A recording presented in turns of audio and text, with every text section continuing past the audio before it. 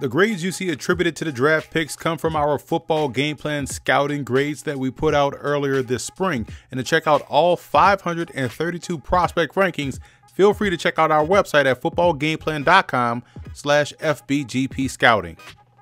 The Philadelphia Eagles came into this 2017 NFL Draft with a plan to 1. Add talent around Carson Wentz, and 2. Strengthen the secondary. And it's safe to say, with their actions in free agency and in the 2017 NFL Draft, they were able to accomplish both. Guys like wide receiver Mack Hollins out of North Carolina and Nate Jerry out of Nebraska will add a tremendous boost to the Eagles' kickoff and punt coverage units. Elijah Qualls out of Washington provides good rotational depth up front.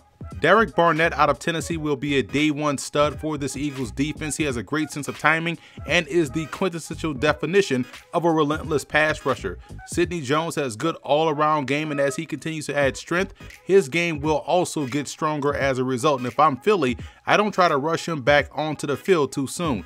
Rasul Douglas has outstanding ball skills and has been this type of player since his days at Nassau Community College. He has and plays with length and shows the savvy to succeed for a very long time as a pro. I know people clamored for the Eagles to take a bell cow early in the draft, but I think Donnell Pumphrey can be that bell cow that people were looking for. Don't let his height and frame fool you. Pumphrey carried the load for San Diego State in a power rushing offense. And remember, size is not a skill. And it wouldn't surprise me to see Pumphrey, who was college football's FBS all-time leading rusher, become the lead dog in this Eagles backfield. The drafting of Shelton Gibson was a great one if you ask me. Gibson shows tremendous ability in tracking the football and plays with very good functional speed and explosiveness. He's the real deep threat on this roster, more so than free agent signee Torrey Smith. And that's not a knock on Smith, but Gibson has that it factor about his game.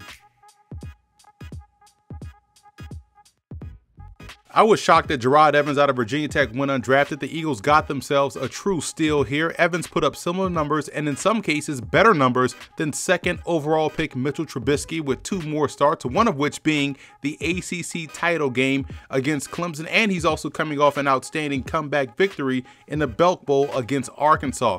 Evans is a Dak Prescott clone, and if all things are equal and fair, his talent should beat out both Matt McGloin and Nick Foles. The Eagles won't let him compete for the #1 spot just yet, but they will be in great hands if anything were to happen to their starter. With Evans's skill, they'll be wise to not allow him to hit the practice squad. I believe he's their quarterback of the future.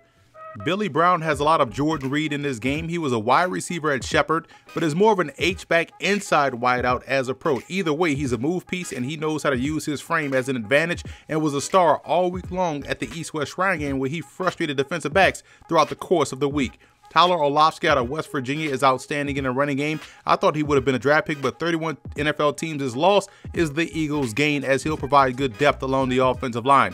Keep an eye on Winston Craig, who was a stud for the Richmond Spiders. He's extremely quick off the ball, and that quickness allows him to be very disruptive on both ends of defense. Corey Clement out of Wisconsin is a solid running back, and I say solid in the sense that he's a chain mover, know what you're going to get type of a runner. He's good in between the tackles and shows above average want-to in the blocking department.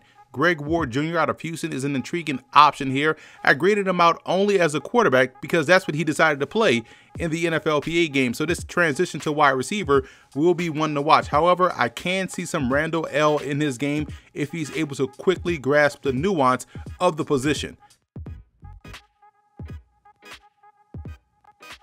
I gave the Eagles an A+ for their draft. Honestly, they knocked it out of the park. They addressed the offensive line, offensive playmakers at all 3 levels, backfield, wide receiver, and tight end H-back. They also added two potential starters, at corner, and an elite pass rusher in Derek Barnett. This is the type of draft that makes an already good team even better. Very impressive haul here for Philadelphia.